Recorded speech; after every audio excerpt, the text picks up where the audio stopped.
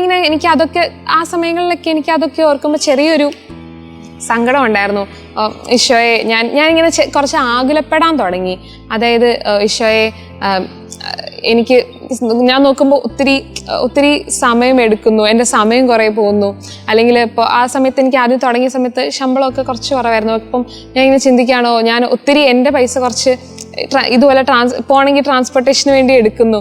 ഞാനിങ്ങനെ അതിൽ കുറച്ച് ആകുലപ്പെടാനായിട്ട് തുടങ്ങി. അപ്പം അതിൽ ആകുലപ്പെടുന്നതിൽ എനിക്ക് ചെറിയൊരു റിഗ്രറ്റ് വരാൻ തുടങ്ങി. അപ്പം അങ്ങനെ ഇരിക്കുമ്പോഴാണ് ഒരു ഹോളി വീക്ക്, ആ സമയത്ത് ഹോളി വീക്ക് ആയിരുന്ന സമയത്ത് അവിടുത്തെ ഒരു പള്ളിയിൽ കുർബാനയ്ക്ക് പോയിട്ട് വിശുദ്ധ കുമ്പസാരത്തിന് വേണ്ടി ഞാൻ ഒരുങ്ങുന്നത്. അപ്പം ഞാനിങ്ങനെ കുമ്പസാരത്തിൽ തുറന്നു പറഞ്ഞു, എനിക്കിങ്ങനെ ഒരു ചിന്തയൊക്കെ ഉണ്ട്, ഇങ്ങനെ ഒരു റിഗ്രറ്റ്, അതിൻ്റെ പേരിൽ ഞാനിങ്ങനെ റിഗ്രറ്റ് ചെയ്യുന്നുണ്ട്, പക്ഷെ എനിക്കിങ്ങനെ ചിന്ത ഇടയ്ക്കിടയ്ക്ക് വരുന്നു എന്ന് പറഞ്ഞു. അപ്പം ഇങ്ങനെ ആ ഒരു കുമ്പസാരത്തിൽ എനിക്ക് കിട്ടിയ റിഫ്ലക്ഷനാണ്, ഇപ്പം നിനക്ക് നേരത്തെ എല്ലാം ക്രമീകരിക്കപ്പെട്ടിങ്ങനെ ഇരിക്കുമായിരുന്നു, ഇപ്പം പക്ഷെ നീ കുറച്ച് കാര്യങ്ങൾ നീ വില കൊടുക്കുന്നുണ്ടെന്ന്. അപ്പോഴാണ് ഞാനൊരു കാര്യം, അതിന് മുന്നേ കുറേ നാൾ മുന്നേ ഒരു സെൻറ്റൻസ് ഉണ്ട്, വിലയുള്ളവനെ കിട്ടാനായിട്ട് നമ്മൾ വില കൊടുക്കണം എന്ന്. അത് എനിക്ക് ഭയങ്കര ടച്ചിങ് ആണ്. സത്യം പറഞ്ഞാൽ ആ ഒരു ദിവസം മുതൽ ഞാൻ പിന്നെ ആ ഒരു ചിന്തയിലേക്ക് അങ്ങനെ പോയിട്ടില്ല.